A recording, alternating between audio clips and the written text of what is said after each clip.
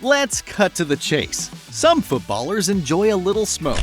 Not all of them, mind you, but quite a few prominent names have been known to indulge in weed. In fact, there's even a legendary Brazilian player in the mix. But I'll save that revelation for a bit later. Stick around as we delve into the intriguing world of footballers and their not-so-secret relationship with the green stuff.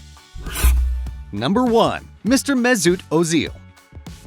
Mesut Ozil, a really good German soccer player, got caught smoking weed when he was on vacation in Ibiza a few years ago. This made the news go crazy, and everyone wanted to know why. Ozil said it was because he lost a bet, and he tried to make it seem like it was a one-time thing. He also said he doesn't usually smoke.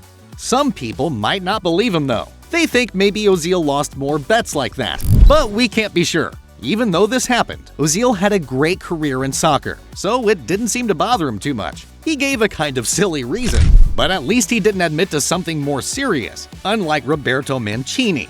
Roberto Mancini, another soccer figure, also had a time when people suspected he smoked weed. But unlike Ozil, Mancini was open about it. He said he used it sometimes, but he didn't think it was a big problem. This was a bit surprising for many people, as not everyone in the world of soccer talks about using weed. It's important to remember that these players are just like regular people, and they might do things that surprise us. It's good to be understanding and not judge them too quickly.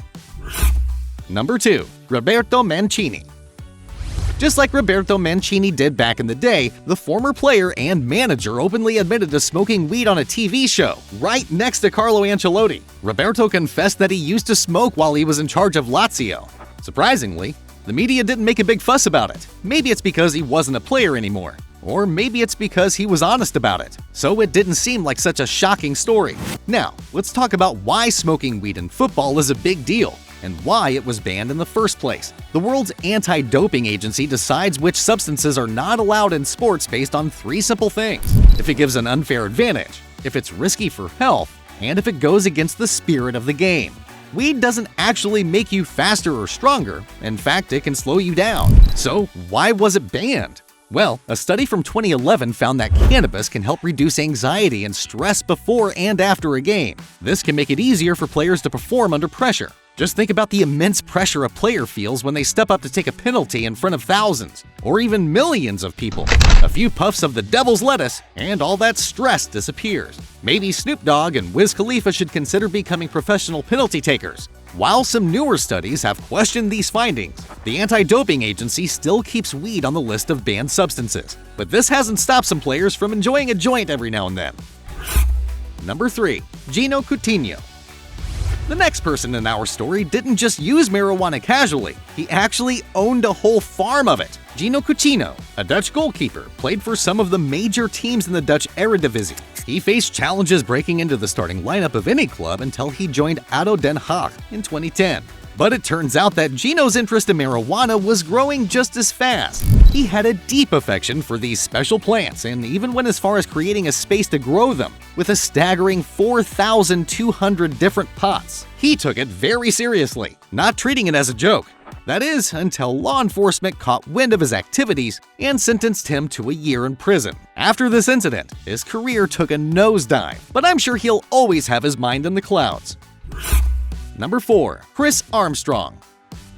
Chris Armstrong was luckier than Gino when he got caught smoking weed back in the 90s. It's hard to believe, but there was a time when football players could have a beer during halftime. But this led to a lot of missed opportunities on the field. Pun intended. So that practice had to stop. However, this change gave rise to a new habit: smoking weed. And Chris Armstrong found himself right in the middle of it. One ordinary weekday, Chris was alone at home when he had an unexpected visit from a beautiful lady. She didn't ask for much, she just wanted to spend some time together and then leave. Chris realized he had made a mistake a few hours later, but he couldn't help but be enamored with her beauty. He gave in, and as soon as she touched him, he felt like he was in heaven. He got chills, his eyes turned red, and his mind felt more relaxed than ever. This lady's name was Mary Jane. When people found out what Chris Armstrong had done, it nearly ruined his career at Crystal Palace. The newspapers went wild when they learned that Chris Armstrong was the first player ever to fail a drug test in the Premier League. He was immediately given a 4-game suspension and sent for counseling. The whole situation was seen as a big overreaction by the Football Association, especially since other players received lighter punishments for things like assault or even cocaine use. People thought Chris's career would plummet after this, but he proved them wrong when he left Crystal Palace for Tottenham with a $5 million contract. It turns out that England isn't the only place where they get upset about players smoking weed. The French league takes it very seriously too. And don't worry, I'll get to our Brazilian friend in just a moment. Number 5. Bernard Lama.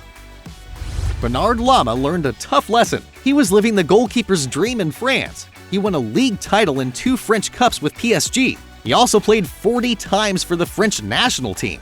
But here's the thing. Lama wasn't catching high balls. He was catching a different kind of high. And no one really knew until one important match day, when France was playing against the Netherlands in a friendly match in February of 1997. Bernard Lama tested positive for cannabis, and as a result, he was banned for 2 months. He was also taken off the team, but this setback didn't stop Lama. He moved to West Ham, and then returned to PSG a few years later. He eventually retired at when Lama was able to have a good career even after his drug use became known. Number 6. Ibrahim Tanko.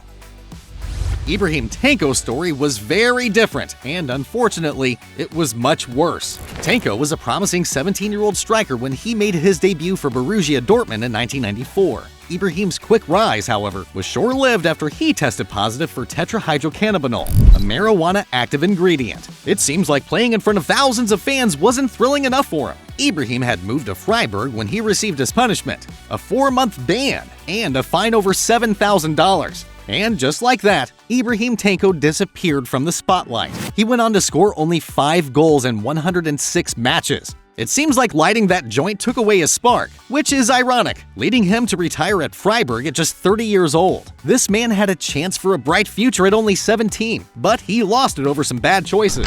It's really sad. At least Ibrahim only had one major controversy in his career.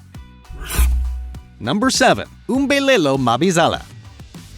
In 2013, when Tottenham Hotspur lost a preseason match, they discovered a talented player, Mbulelo Mabizela. He made a strong start in the Premier League but soon faced problems. He missed training and had discipline issues, leading to his release from Tottenham. Back in South Africa, he joined Mamelodi Sundowns, but his trouble with marijuana became known. He got banned and fined. He also lost his spot on the South African national team for missing practices. Sadly, Umbelelo couldn't turn his career around and faced many challenges in his journey. Number 8. Wilder Medina. Wilder Medina's story is quite a journey from tough times to brighter days. Gangs, violence, and drugs were all a part of his extremely difficult childhood. Even after he started playing professional football, he couldn't completely leave his past behind. At just 18, he failed his first drug test while playing for the Colombian 2nd Division side Águilas Doradas. Surprisingly, Wilder didn't have any more problems with drugs for a long time. It was 12 years later when he faced another test and got a 3-month ban at Deportes Tolima. He came back to the game after serving the ban, but trouble found him again. This time, he tested positive for something much more serious, and not just marijuana, but also cocaine. Deportes Tolima had enough and let him go. It seemed like Wilder had hit rock bottom, but then came Cesar Pastrana, the president of the Santa Fe Football Club, to rescue him. He offered Wilder the help he needed, and by 2013, Wilder was rehabilitated and back in the game. He finally showed his true talent by scoring 30 goals in the 2013-2014 season and never tested positive for drugs again. It's amazing to think about how far Wilder could have gone if he hadn't faced those drug problems. Number 9. Adriano Leite Ribeiro. Adriano Leite Ribeiro, a Brazilian football legend, had a time when people said he was doing some not-so-good things, like using marijuana. There was a tale about him attending a sizable party that a local drug dealer hosted. Some even said they saw him with guns, smoking weed, and drinking a lot. He talked about not being happy with fame and said money isn't everything. It's a wild story, but later, the police said those claims weren't true. So it's hard to say for sure if he was really using marijuana. It's a strange and suspicious story. Alrighty folks, that's a wrap for this video. We hope you find it informative and enjoyable. So, what do you think about these footballers using prohibited substances? share in the comments below. Moreover, if you appreciate our content and wish to stay updated on our latest releases, we encourage you to subscribe to our channel and activate the notification bell. Your support means the world to us. Thank you for tuning in, and until next time, stay curious and keep exploring.